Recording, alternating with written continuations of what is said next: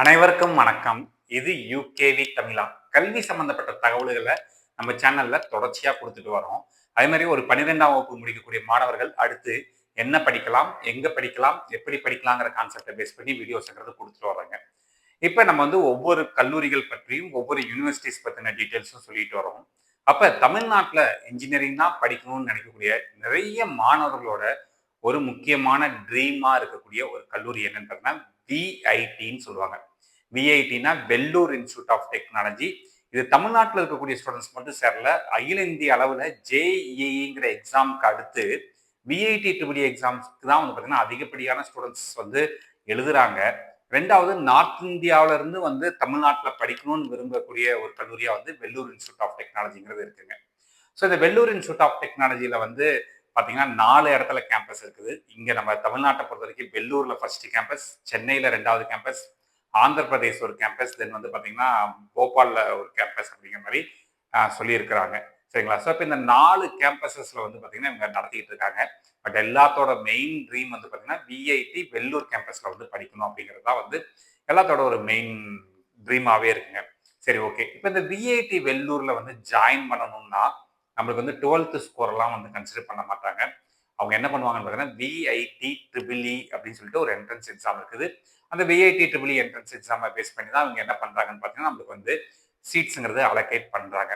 So இது எல்லாருக்குமே தெரிஞ்சது. பட் விஐடிங்கிற ஒரு கல்லூரியில் போய் படிக்கணும்னா நம்மளுக்கு எவ்வளவு செலவாகும், அந்த விஐடியில் வந்து ஒரே மாதிரியான ஃபீஸ் ஸ்ட்ரக்சர் இருக்குதா, இல்லை காலேஜ் ஃபீஸ் எவ்வளோ, ஹாஸ்டல் ஃபீஸ் எவ்வளோ அப்படிங்கிற மாதிரியான ஏ டு இசட் டீட்டெயில்ஸ் சொல்ல போகிறேன்.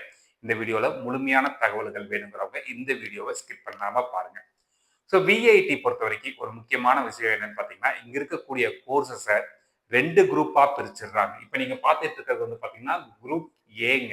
ஆக்சுவலாக இப்போ நீங்கள் பார்த்துட்டு இருக்க ஃபீஸ் ஸ்ட்ரக்சருங்கிறது இந்த குரூப் ஏக்கான ஃபீஸ் ஸ்ட்ரக்சர் தான் இங்கே கொடுத்துருக்குறாங்க. அப்போ இந்த கோர்ஸ் இங்கே இருக்கக்கூடிய விஐடிஸில் இருக்கக்கூடிய எல்லா கேம்பஸ்லையுமே இருக்கக்கூடிய கோர்ஸை 2ஆ பிரிச்சிடுறாங்க. ஒன்று ஏ, இன்னொன்று வந்து பார்த்தீங்கன்னா பின்னு பிரிச்சிடுறாங்க.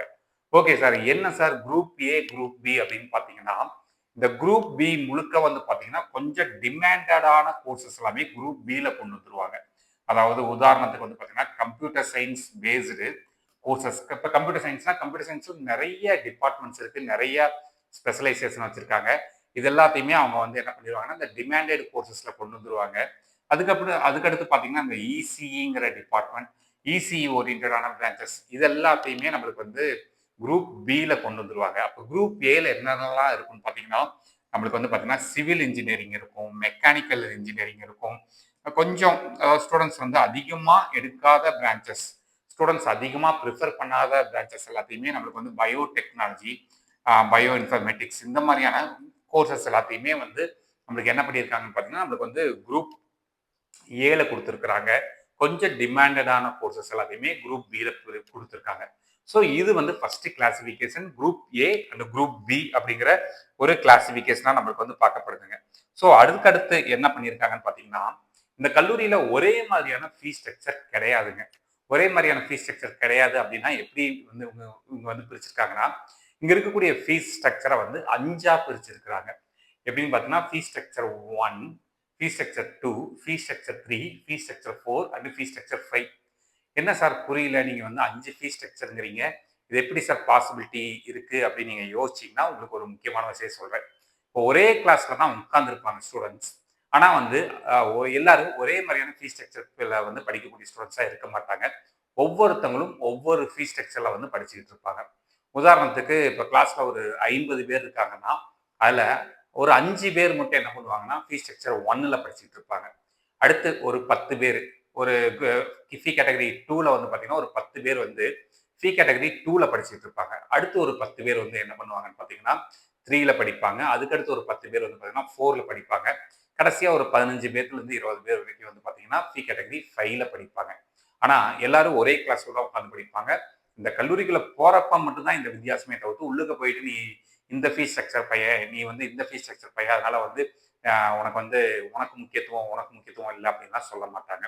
என்னன்னா ஒரு என்ட்ரி மெத்தடா வச்சிருக்காங்க. ஃபீஸ் ஸ்ட்ரக்சரை வந்து ஒரு என்ட்ரி மெத்தடா வச்சு பிரான்ச்சஸை செலக்ட் பண்றதுக்கு இவங்க யூஸ் பண்ணிக்கிறாங்க. ஸோ இப்போ வந்து நம்ம ஃபர்ஸ்ட் வந்து குரூப் ஏ கோர்ஸ்க்கான பார்ப்போம். ஸோ குரூப் ஏ கோர்ஸ்க்கு வந்து ஃபீஸ் ஸ்ட்ரக்சர் எப்படி வச்சிருக்காங்க அப்படிங்கிறத நம்ம பார்ப்போம். நான் ஆல்ரெடி சொன்ன மாதிரி தான்.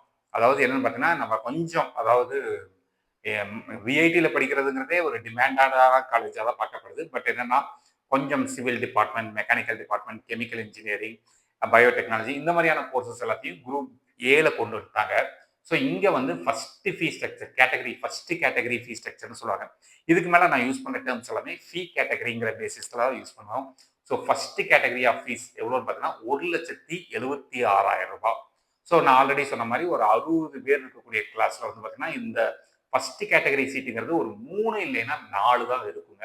ஏன்னா நம்ம நிறைய பேர் நினைச்சுக்கிறது எப்படின்னு பார்த்தீங்கன்னா ஈக்குவலா ஒரு 50 பேர் இருக்க கிளாஸ்ல வந்து ஃபர்ஸ்ட் கேட்டகரி 10 பேர் வச்சிருப்பாங்க, செகண்ட் ஃபீ கேட்டகரி 10 பேர் வச்சிருப்பாங்கன்ட்டு ஈக்குவலா பிரிப்பாங்கன்னு நீங்க நினைச்சிட்டு இருக்கீங்க. அப்படி கிடையவே கிடையாது. ஏன்னா இதை வந்து கடந்த சில வருஷங்களாவே இந்த கவுன்சிலிங் ப்ராசஸை ஃபாலோ பண்ணிட்டு இருக்கோம். இது சம்பந்தப்பட்ட வீடியோஸ் ஏற்கனவே போட்டிருக்கோம். ரொம்ப லிமிட்டடாக தான் தருவாங்க. ஒரு 2 பேத்துக்கு 3 பேத்துக்கு தான் அந்த ஃபீஸ் ஸ்ட்ரக்சர் 1ங்கிறதே நம்மளுக்கு கிடைக்கும். இது எதை பேஸ் பண்ணி சொல்றேன்னா ஒரு 60ங்கிற இன்டேக்கு சொல்றாங்க. அப்போ நீங்கள் 1000 இன்டேக்கு நீங்கள் பிளான் பண்ணிக்கோங்க எத்தனை பேருக்கு இந்த ஃபீ கேட்டகரி 1ல கிடைக்குங்கிற மாதிரி. அடுத்து ரெண்டாவது விஷயம், செகண்ட் ஃபீ கேட்டகரி எவ்வளோ வந்து ஃபிக்ஸ் பண்ணியிருக்காங்கன்னு பார்த்தீங்கன்னா வருடத்திற்கு 2,35,000 ரூபாய் வந்து நம்மளுக்கு வந்து ஃபீ கேட்டகரியாக வந்து ஃபிக்ஸ் பண்ணியிருக்கிறாங்க. இதில் ஃபர்ஸ்ட் ஆஃப் ஆல் நீங்கள் வந்து சீட்டை கன்ஃபார்ம் பண்ணோடனே நீங்கள் வந்து இந்த அட்வான்ஸ் ஃபீஸ்னு சொல்லிட்டு கட்டிடணும். ஒரு ஃபீ கேட்டகரி 1 அண்ட் 2 வந்து பார்த்தீங்கன்னா 1.5 lakhs ருபீஸ் வந்து பே பண்ணிடணுங்கிறாங்க. பேலன்ஸ் ஃபீஸை வந்து நீங்கள் காலேஜில் ஜாயின் பண்ணுற அன்னைக்கு கட்டணும். ரெண்டாவது விஷயம், இது வந்து பார்த்தீங்கன்னா உங்களுக்கு முழுக்க முழுக்க காலேஜ் ஃபீஸ் மட்டும்தாங்க. இது இல்லாமல் ஹாஸ்டல் ஃபீஸ் இருக்கும், மெஸ் பில் இருக்கும், எக்ஸாம் ஃபீஸ் இருக்கும். இது போக சில ஃபீஸஸ் எல்லாம் வரும். இது வந்து கிட்டத்தட்ட நம்மளுக்கு என்ன சொல்றதுன்னா டியூஷன் ஃபீஸ் தான். டியூஷன் ஃபீஸுங்கிறது காலேஜ் ஃபீஸாக வந்து நம்ம கன்சிடர் பண்ணுறோம். ஸோ செகண்ட் ஃபீ கேட்டகரியை பொறுத்த வரைக்கும் 2,35,000 ரூபாய் சொல்லியிருக்காங்க.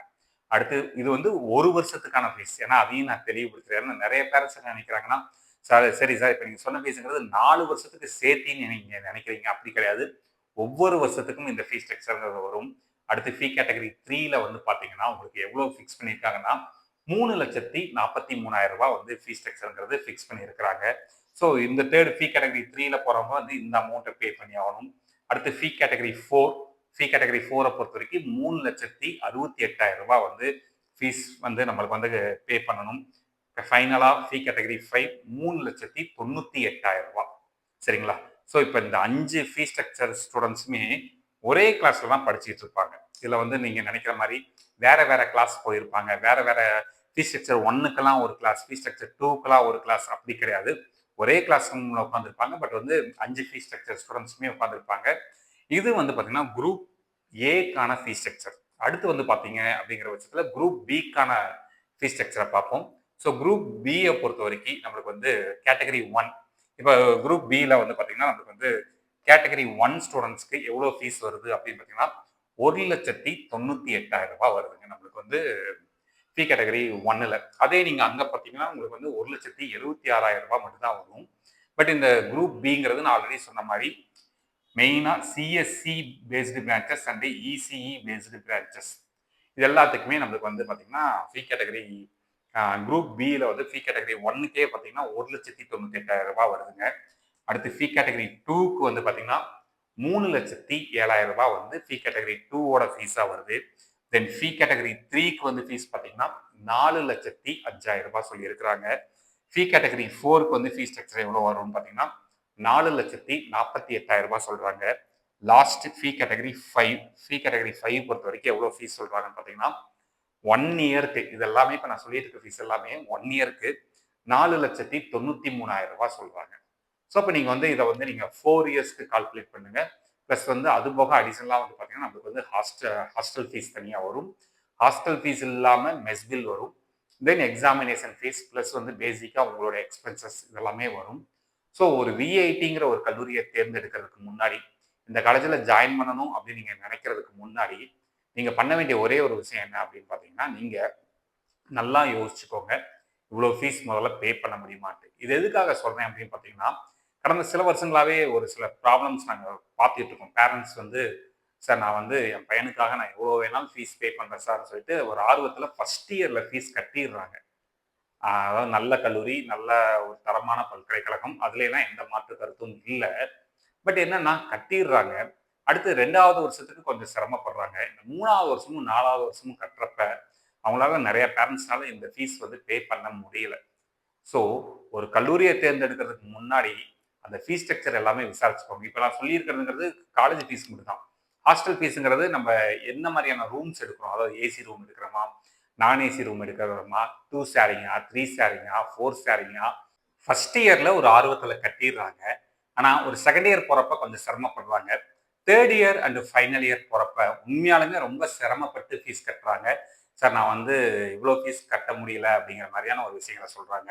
ஸோ ஒரு கல்லூரியில சேர்றதுக்கு முன்னாடி அந்த கல்லூரியோட ஃபீஸ் ஸ்ட்ரக்சர் என்ன, ஒரு வருஷத்துக்கான ஃபீஸ் ஸ்ட்ரக்சர் என்ன, 4 வருஷத்துக்கான ஃபீஸ் ஸ்ட்ரக்சர் என்னங்கிறத கொஞ்சம் புரிஞ்சுக்கிட்டு சேர்த்துங்க. At the same time VIT வந்து நம்ம வந்து குறையே சொல்ல முடியல. ஏன்னா காரணம் வந்து பார்த்தீங்கன்னா, அவங்க வந்து இந்தியாவோட ஓரளவுக்கு நம்பர் 1 டீம்டு டு பி யூனிவர்சிட்டிங்கிற கேட்டகரியில வந்துட்டாங்க. தமிழ்நாட்டில் இன்டர்நேஷனல் ஸ்டாண்டர்டோட இருக்கக்கூடிய ஒரு முக்கியமான காலேஜாகவும் பார்க்கப்படுது. அதே மாதிரி இன்டர்நேஷனல் ஸ்டூடெண்ட்ஸ் வந்து படிக்கக்கூடிய அளவுக்கு இந்தியாவில் இருக்கக்கூடிய ஒரு தரமான பல்கலைக்கழகமாகவும் பார்க்கப்படுது.